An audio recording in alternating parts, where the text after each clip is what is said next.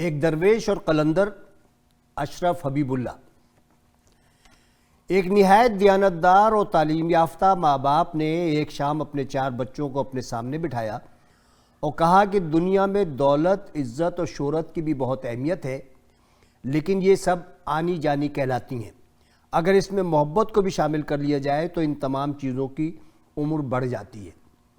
چونکہ زندگی کا عظیم ترین سرمایہ بلند بالا عمارتیں، بڑی کاریں اور بہت سا بینک بیلنس نہیں ہوتا، بلکہ دوسروں کی محبت، خاندان کا پیار، دوستوں کا خیال رکھنا اور اجنبی سے مسکرا کر ملنا شامل ہے، چونکہ یہ خدائی صفات ہیں۔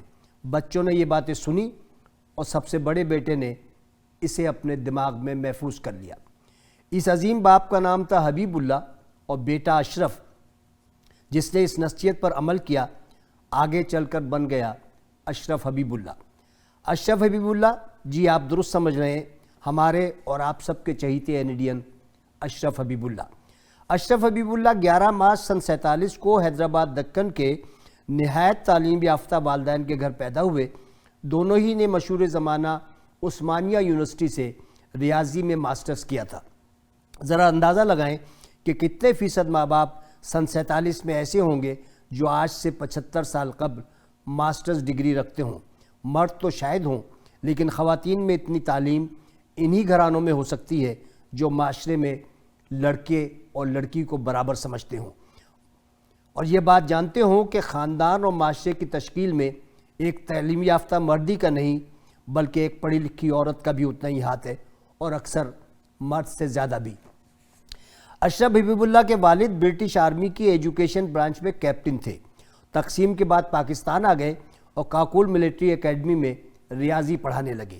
سن 48 میں آرمی ہی نے انہیں مزید تعلیم کے لیے برطانیہ بھیج دیا اور اشرف صاحب کی ابتدائی تعلیم لندن میں ہوئی۔ سن 54 میں جب یہ 7 سال کے ہوئے تو پاکستان واپس آ گئے۔ فوج کی ملازمت کا گلیمر تو ہوتا ہی ہے، لیکن اس گلیمر کو فوجی کی بیوی کو بھگتنا پڑتا ہے اور نبھانا بھی۔ یہی وجہ ہے کہ اگلے 8 سال میں پے در پے تبادلے، بچوں کے اسکول، دوست کی تبدیلی، نئے شہر کے جھمیلے میں کراچی، نوشہرہ، پشاور، مری اور کوئٹہ کی خاک چھانتے رہے، اور ہر تبادلے کے بعد اشرف حبیب اللہ کا اسکول اور اس کے دوست بھی تبدیل ہو جاتے۔ آخر کار والد سن 63 میں فوج سے کرنل کی حیثیت سے ریٹائر ہوئے اور کراچی میں مستقل قیام کا فیصلہ کیا۔ اشرف صاحب نے senior Cambridge Saint Francis Grammar School Quetta سے کیا اور higher senior Cambridge Karachi Grammar School سے، اور آخر میں ND آ گئے۔ وہاں ایک نئے اشرف حبیب اللہ نے جنم لیا۔ کراچی میں مستقل قیام کے بعد والدہ بھی سینٹ جوزف کالج میں ریاضی کی پروفیسر ہوئیں اور وہیں سے ریٹائر بھی۔ چونکہ طبیعت میں بہت چلبلاپن اور شرارت تھی، اس لیے جلد ہی سب کی آنکھ کا تارہ بن گئے اور سونے پہ سہاگا محمد رفیع کے گانوں نے کیا، اور اسی طرح لطیفے سناتے، گانے گاتے اور ایکٹنگ کرتے سن 69 یعنی 1969 میں ND سے سول انجینئرنگ کی ڈگری لے لی۔ کہتے ہیں کہ نوجوانی میں لڑکے کی نظریں دور کی بھی اچھی ہوتی ہیں، اور گلی محلے میں 4 پرے رہنے والی لڑکی بھی نظر آ جاتی ہے، لیکن شاید یہ سمجھتے تھے کہ محبت پر پہلا حق بھی پڑوسی کا ہے۔ اسی لیے اپنی پڑوس میں رہنے والی ایک خاتون شاہدہ اصغر کو پسند کیا اور پھر انہی کے ہو لیے۔ ان کی بیگم ہوم اکنامکس میں ماسٹرز ہیں اور پھر امریکہ سے فائنانس گریجویٹ بھی۔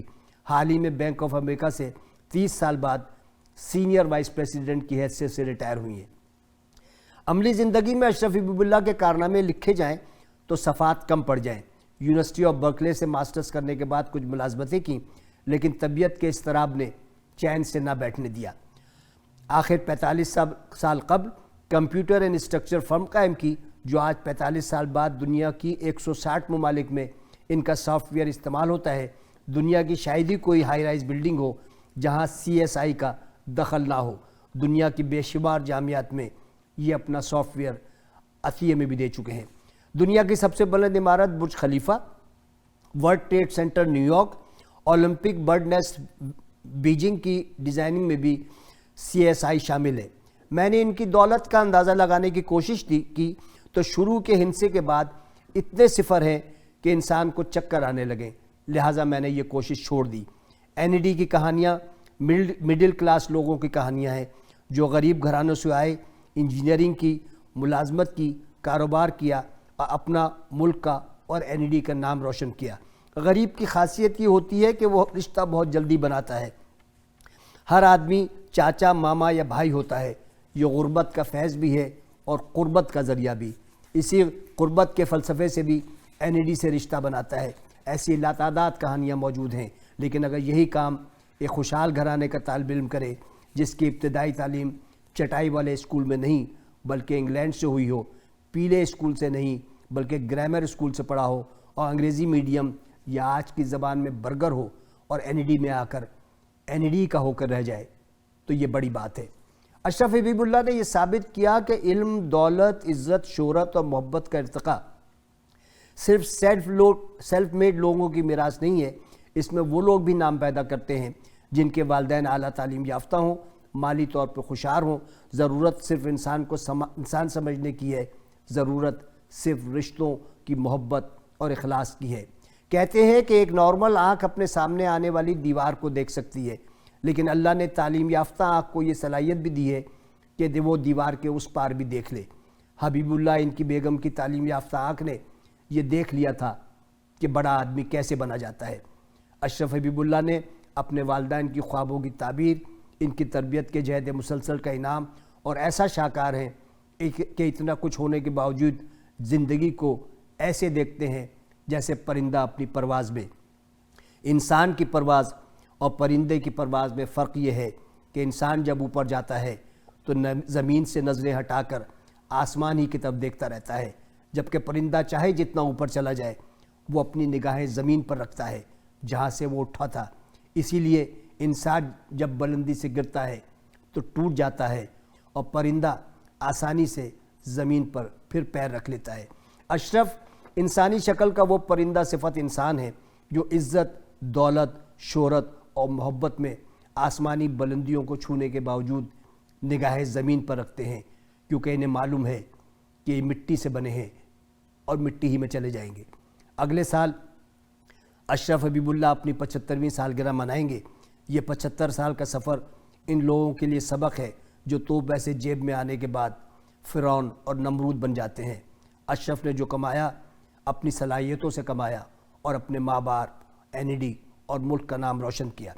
اشرف حبیب اللہ ہر اس آنے والے شخص کے لیے مثال ہیں جو دنیا کی ہر نعمت کی موجودگی کے باوجود یہ سمجھتے ہیں کہ جو مزہ محمد رفیع کے گانوں، دلیپ کمار کی فلموں، ساحل لدھیانوی کی شاعری، بندر روڈ سے کماڑی کا نغمہ، گرلز کالج کے سامنے کھڑے ہونے کے پاگل پن میں ہے، اس کا مزہ ہی اور ہے، اور یہ آپ کو 75 سال کی عمر میں بھی جوان رکھ سکتا ہے۔ انہی کا قول ہے کہ ایک کامیاب انسان کے لیے پاگل ہونا ضروری ہے۔